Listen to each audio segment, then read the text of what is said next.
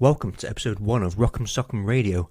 I'm your host, the People's Interim Champ. Today we're breaking down the best of the main card for UFC Fight Night Dariush versus Tsarukyan.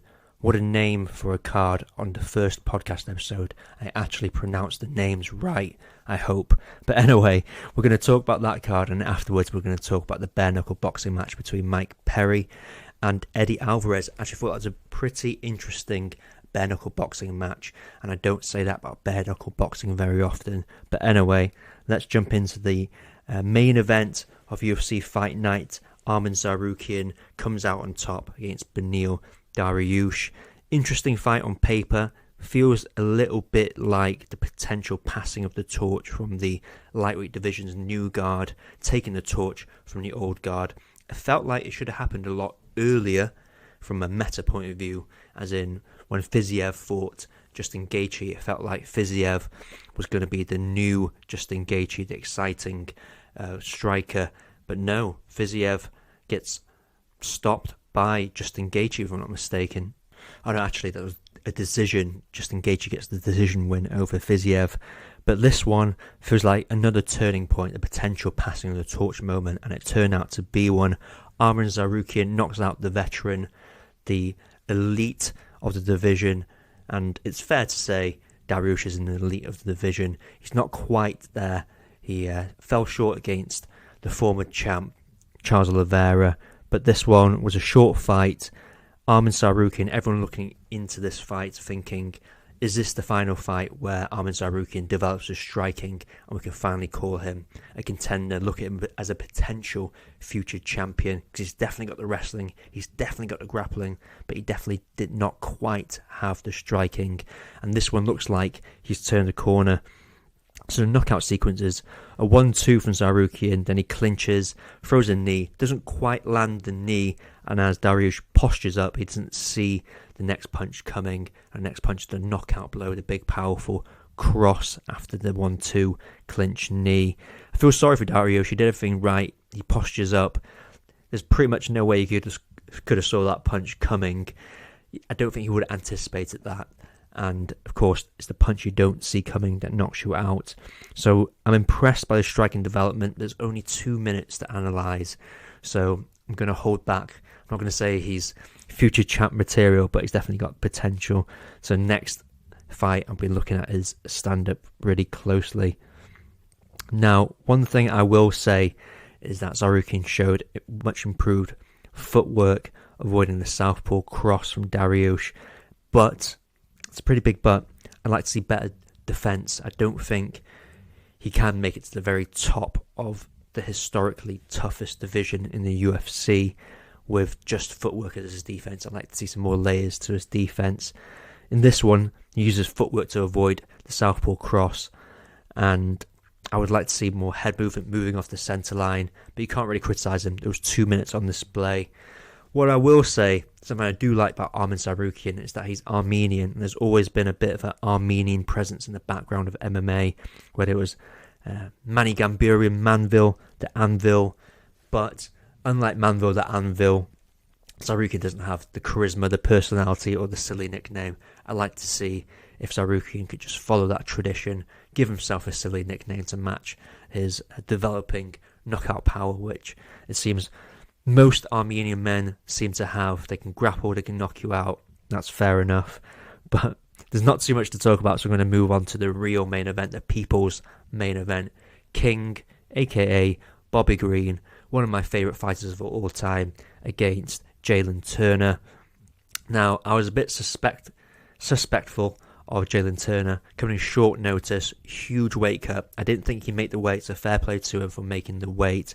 I thought the weight cut would drain him, and it may have if this fight went to the second or third round, but Bobby Green, with his hands-down style, which makes him one of my favourite strikers, whether you're in boxing, kickboxing, MMA, if you fight with your hands by your waist the whole time, you're instantly a fan favourite in my eyes. Bobby Green's no different. Early on, I like what Bobby Green did. He comes out as a southpaw. Jalen Turner comes out as southpaw. Bobby Green, by matching that stance, having a closed guard stance, Jalen Turner couldn't easily throw the power back kick to the head, although he does try. But early on, Bobby Green with early success slipping and ripping, but Turner does catch Green with a stance switching cross which KOs Green, and perhaps one of the flaws of that hands down Philly Shell-esque Green striking style is switch striking. He anticipates punches coming in well, he slips, he rips really well, but when people stance switch, it's hard to figure out how to slip and rip.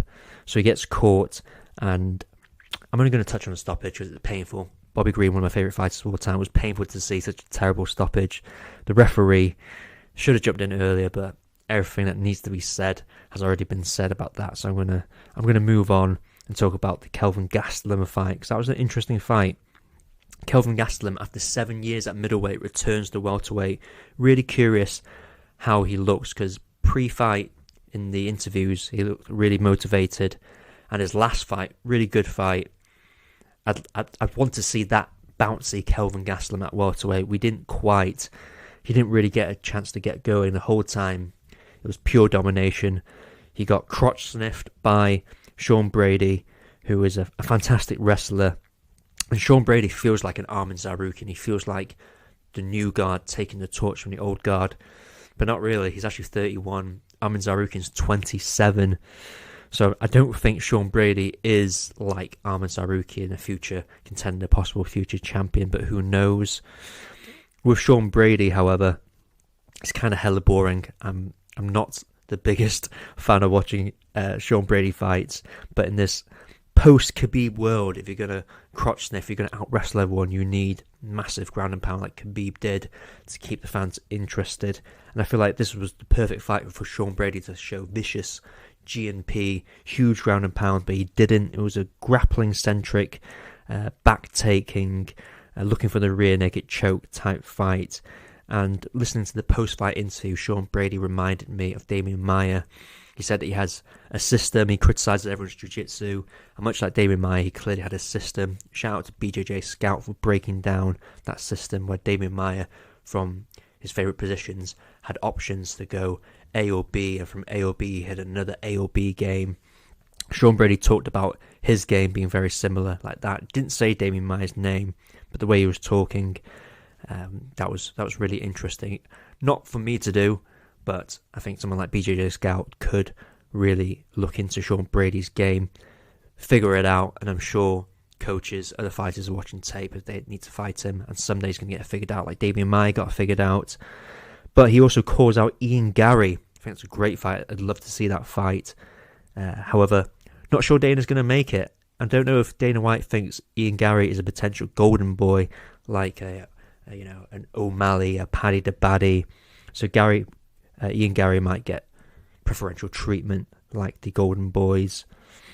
And last but not least, we're going to talk about the Mike Perry fight, one of the more interesting bare knuckle boxing fights. I was excited for this because I thought Eddie Alvarez would be taking this, even though he's the smaller man.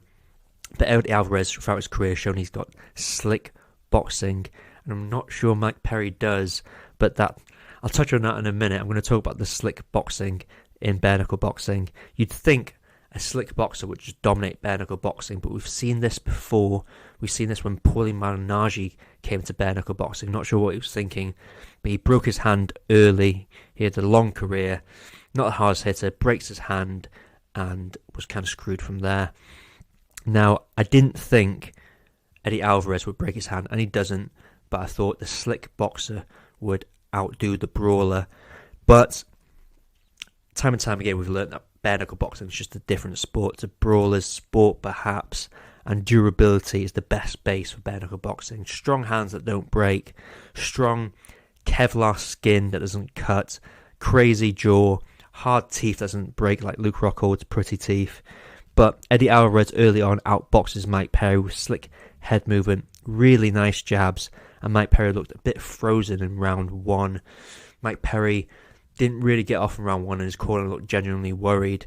But round two, he wakes up, he throws the big punches, and essentially the corner of Eddie Alvarez stops it in the middle of the break between round two and round three. Eddie Alvarez's eye closes up, which is good corner stoppage. I really like that from Mark Henry. But essentially, Mike Perry, the GOAT, Mike Perry, the king of violence, Mike Perry, the best bare-knuckle boxer of all time, maybe. Durability is the best base, and no one's as durable as Mike Perry. He's got a granite chin, he's got granite teeth, his hands. He should have hands of stone and not platinum tattooed on his face.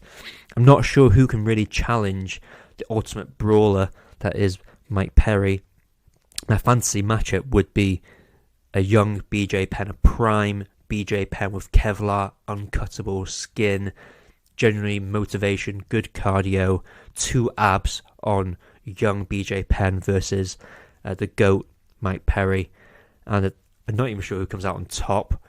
BJ Penn, obviously the smaller man, but he's fought open weight before, fought at heavyweight essentially against Lyoto Machida back in the day. So that's a fantasy matchup that would never happen, that I'd love to see. I don't see anyone stopping Mike Perry. Mike Perry might be the GOAT, and it's really weird to say that. Final note, I will say Michael Bisping's commentary on the UFC Fight Night card all night. Cringe and unbearable. Going to end on that note. I'd like to see Michael Bisping take his job seriously.